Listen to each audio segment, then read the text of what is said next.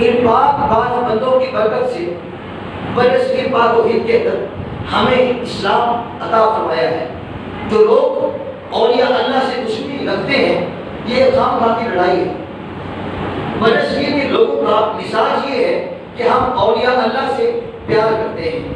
آپ آج ہی اپنے گھر جائیں، اپنا اپنا شجرہ نسب نکالیں، اپنا شجرہ نسب نکالیں، سادات کو نکال کے اپنا شجرہ دیکھیں تو کوئی 8ویں پشت میں یا 8ویں میں نہیں تو 9ویں پشت میں کوئی منگل سنگھ ہوگا تو کوئی سنگل سنگھ ہوگا۔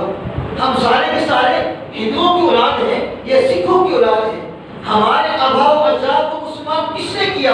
یہ بزرگ یہاں برصغیر میں آئے، دادا صاحب آئے، خواجہ صاحب آئے، بابا صاحب آئے، یہ تمام بزرگ آئے، انہوں نے ہمارے بزرگوں کو کلمہ پڑھایا، وہ مسلمان ہوئے اور پھر ان کی نسل سے ہم آج الحمدللہ مسلمان ہیں۔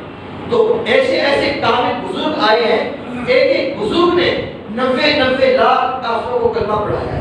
اقبال بھی کھڑا ہے دادا صاحب کی چوکھٹ پہ، سر کو جھکائے اور کیا کہتا ہے؟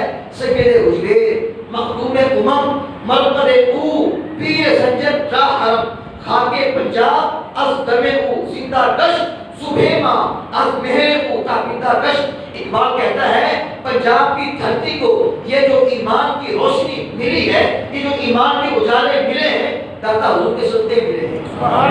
تو ان لوگوں نے یہاں ایمان کی حرارت بانٹی ہے، ایمان کے اجالے بانٹے ہیں زنارے توڑ کر کے۔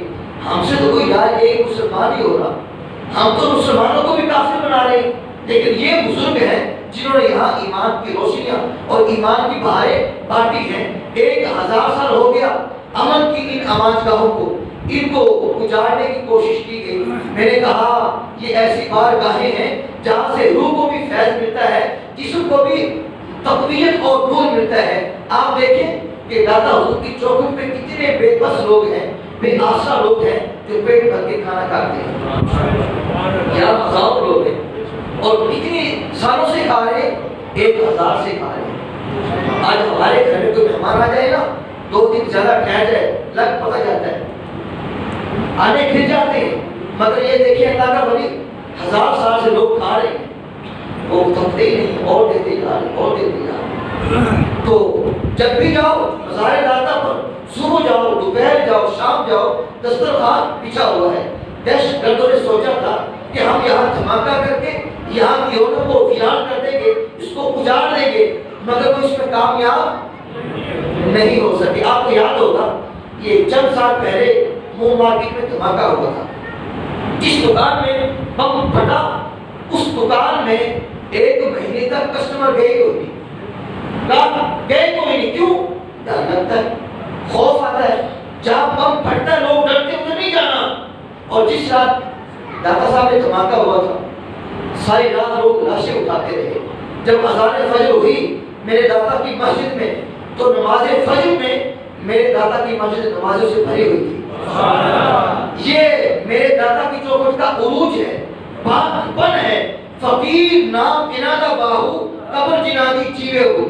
آپ بھی چلے جاؤ، دن کو چلے جاؤ، رات کو چلے جاؤ، کڑکتی دوپہر میں چلے جاؤ، برستی بارش میں چلے جاؤ، کرفیو لگا ہو یا ماشاء اللہ کا ماحول ہو، عید کا دن ہو یا چھٹی کا دن ہو، جمعہ کا دن ہو یا ورکنگ ڈے ہو، سیاسی میں ماحول گرم ہو یا جناب منڈے کا دن ہو، جب بھی جائیں گے آپ جاتا کی چوکھٹ پہ ہجوم آشنا دیکھیں گے۔ فقیر نام انادہ باہو قبر جنادی چیوے ہو۔